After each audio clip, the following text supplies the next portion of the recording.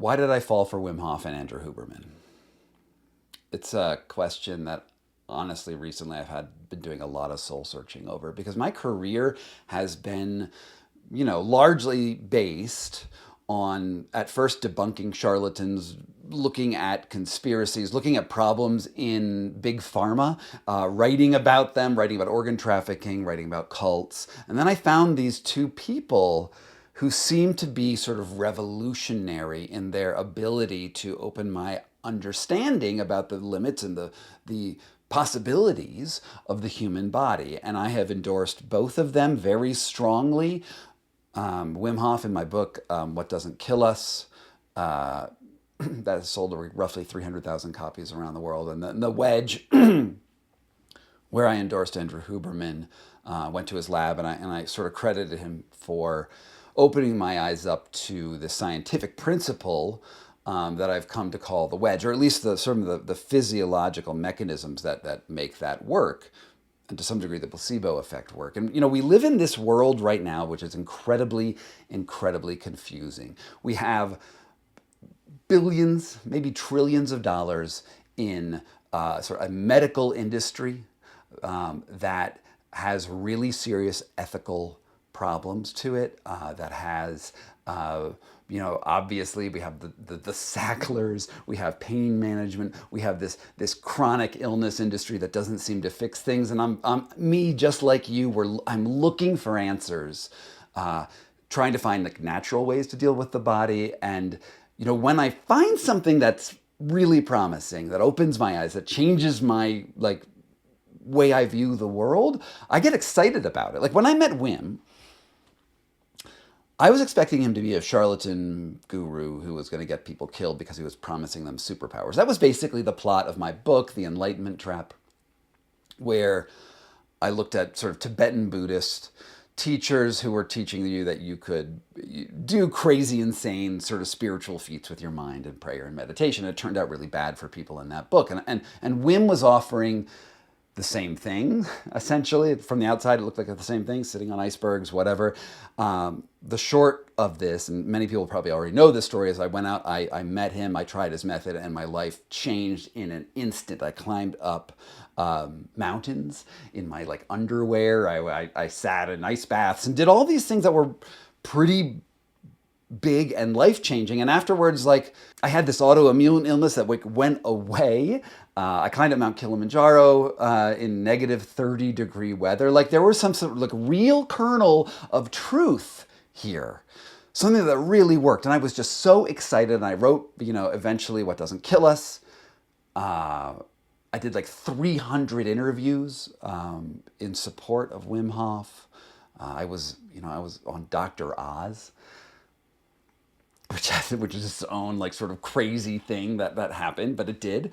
And I was his number one fan in the world. And with Andrew Huberman, I wasn't as responsible for his rise. With Wim Hof, I was the first guy to really seriously take him seriously and push the health benefits.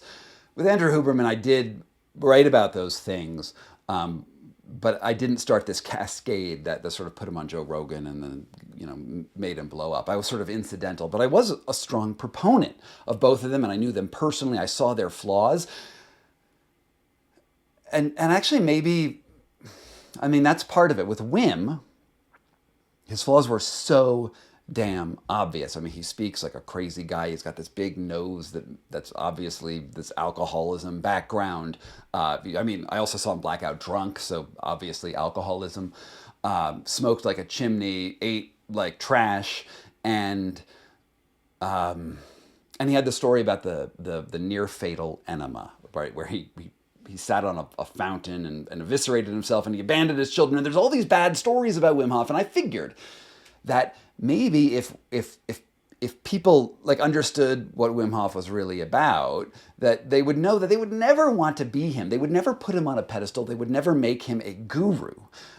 They would see him as the guy who opens this door to this really cool thing, and then go on their own journeys of health and self-discovery. I really did have part of my mind dedicated to the idea that he was so obviously flawed that he couldn't become a cult figure. What I didn't understand in 2013 was like how I guess social media might play out in this, how money can absolutely corrupt people over time. And, you know, these are sort of age old, like at least money, that's an age old problem. Like,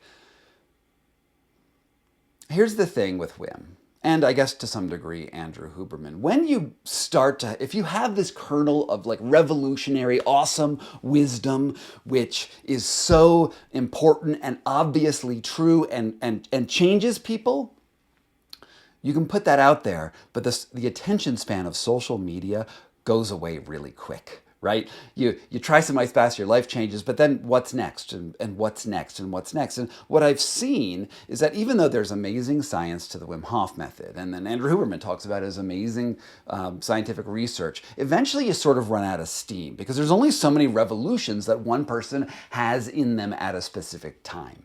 And we see, you know, Wim, you know, could have just been like, look, ice baths changed my life. My anxiety is so much better. I can do really cool things. And let's go. Let's do breath work. Let's do ice baths and let's go into it.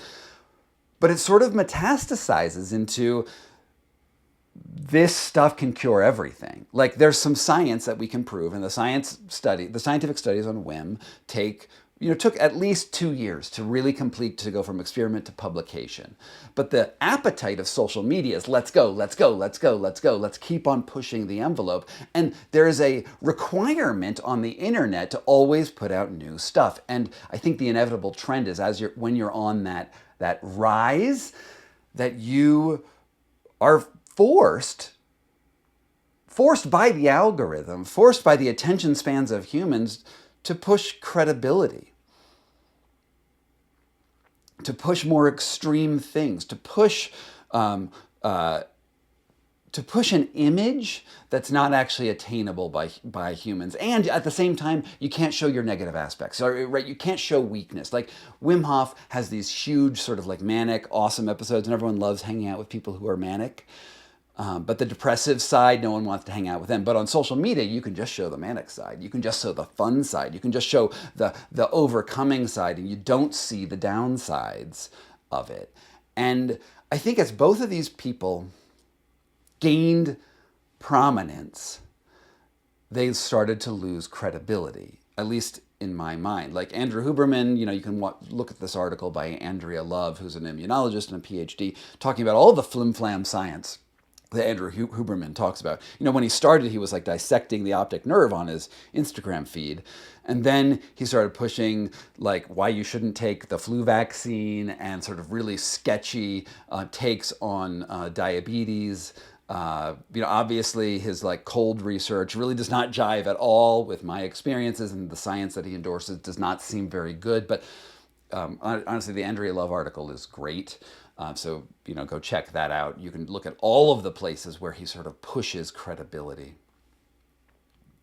And then these people start making a lot of money, like a lot of money. Now, you can look at records through the Dutch government to see that Inner Fire, which is Wim Hof's organization, earns about $18 million or has $18 million in assets. When I spoke to Wim Hof's son, Einem is his name, he was telling me that they were earning about $1 million a month selling video courses. And that's a lot of reasons to keep on pushing a certain narrative, right? Like if you're on social media and you're pushing, and your business model is to sell a video course. In Andrew Huberman's case, it's a supplement called Athletic Greens and matcha, and there's some other things like that. If you're pushing that stuff, you have every incentive to do things to gain more attention, to have more people look at you, to get more people into your funnel, and then sell more of your product. And I've seen with Wim, who started out as a guy who really didn't seem to care about the money, to becoming a guy who brags about how he can do speaking engagements and get paid $50,000 an hour. In Andrew Huberman's case, I know that he was getting paid $300,000 an hour to talk, to give speeches. And that's a lot of incentive to get people to keep on coming back to you. And the bigger a claim you can make, the more likely they're gonna want you. You can't really make measured claims, because if you actually follow the scientific method, you can't just say, actually, let's stop, let's be more measured. People want fast solutions, and both Wim Hof and Andrew Huberman are offering fast solutions, and I wish they didn't. I wish they offered solutions up until the point where the science stops, and then say, hey, look, I'm going beyond the science now, and this may not work for everyone because we haven't done the studies that we need to. That's not what Wim does. What Wim just does is talks about, he just like throws out science sounding words, and then you're supposed to believe him because he's so charismatic. With Andrew, it's actually sort of similar. Like, he throws out science-sounding words like this. Your dopamine is going to go up, your testosterone is going to go up, these various biological markers are going to change. But that stuff doesn't actually mean that much. Like, it doesn't. Dopamine's going up and down all the time. Testosterone's going up and down all the time, and they don't have these direct straight lines to performance or brain power or whatever else. It's just a way to make you think that they're talking scientific truth. So yeah, I have this tendency to endorse people when they're really promising and then things go wrong. And I am sorry if I have pushed you into them. And it doesn't mean that everything that they have taught is wrong. And that's the really hard thing to grasp here. Like, not everything they've done is wrong. But sometimes, like, let's say like you're 20% wrong and like 80% truth. That 20% is actually super, super dangerous, especially when people follow your advice and bad things happen. And like, they follow your advice and they stop taking their cancer treatments and die. Or in Wim Hof's case, there are 32 people who have drowned by following his direct advice that he directly teaches in his e-courses and on videos. And I know that there's warnings and stuff, and you can go watch my Inner Fire playlist and we can have a whole conversation about that separately. But people are dead and bad things happen. And there's this other thing that people will often come out and say against me, is that I'm a bad friend, right? Because both Andrew Huberman and Wim Hof, I considered them friends at some point. And there's this sense in the world that you should be loyal to friends. Like, if you've gone into the friendship and you were honest with that person, then you would stick by their side through thick and thin. And I feel like that's not the way I view truth. As a journalist, I just have to tell you my own experience. I have to tell you what I've seen, and I will not follow someone blindly in something that I consider toxic loyalty. I am loyal to the truth, and I'm not loyal to a person. And that's the problem with putting people on pedestals, is like, you start to credit Andrew Huberman or Wim Hof or like so many other of these people. You start to credit them for opening your eyes to a technique that maybe it was beneficial to you. But it's not them. It's the things that you try. They don't have magical powers.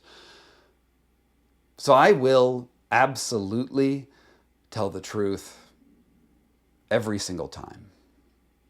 And that will look like, to you, it may look like to you like I'm betraying a person. And I can feel bad about that. I can feel bad about Andrew Huberman's feelings or Wim's feelings. But I feel like my responsibility is to you. And here's one more thing that I've decided to change about myself going forward, so that you know that I am truthful in everything that I do, or at least as truthful as I can be, as long as I'm not deceiving myself, which is always a problem. Always a potential problem. If you want to spot a charlatan on the internet, this is the trick. See what products they are endorsing, and to see if their advice directly pushes you to purchasing those products, and then figure out how much money those people are making selling those products. So for a few years, I ran occasional training courses around my book, The Wedge, right? I occasionally would have people over for sauna and ice bath. I would charge them roughly $500 to spend like half a day or a day with me to go over my techniques that I had learned over the years that I thought were beneficial. I considered doing an e-course, and for about a 3-month period, I got a commission selling not selling. Yeah, for every Morozko Forge, which is a type of ice bath that's sold, I got a commission from that. And for about a year, I also had affiliate marketing links on my website selling the Wim Hof method courses. All of those things I have shut down at various points, like the Wim Hof courses and the ice baths were several years ago, like 4 or 5 years ago. That's all gone. And I'm no longer going to be offering any sort of training courses in person. And the reason for this is that I want you to be able to take me credibly and say that I don't have any conflicts of interest. I haven't made that much money doing this stuff. Maybe the total for all of that stuff is, let's just say it was $20,000 over the last 5 years. I'm not going to do that anymore because I think it is a conflict of interest, and that's a problem. Like, Andrew Huberman is making about $20 million a year, or so I am told, selling athletic greens. Wim Hof has an $18 million net value and makes about $1 million a month selling his courses. Those are actually conflicts of interest. Now, you can say that it's good or bad or whatever. I don't care. I'm not going to be involved in that anymore. I'm not going to do in-person trainings. I will, however, do paid speaking gigs, and I will sell my books. When I sell a book, I get about $4 to $7 per book. That's not a huge amount of money. And I feel like for a journalist, it's a pretty well established business path. So that's going to happen, but I will no longer be supporting any sponsored products on this channel. So if you support what I do and you think that I'm being honest, you are welcome to support me on, I have this Patreon thing. There's a newsletter and there's other stuff. I'm going to try to keep as much of it as free as possible. And I want you to know that I'm thinking about these things very, very seriously. And I take people's health seriously. And I take your viewing me and talking to me and listening to me. I take that all very seriously. So thank you so much for just listening to how I got taken in by charlatans. And I'm going to try to do better in the future and try to spot these patterns before I go out on the record. I really hope that it doesn't happen again. From PokeyBear LLC in Denver, Colorado, this was Scott Carney Investigates.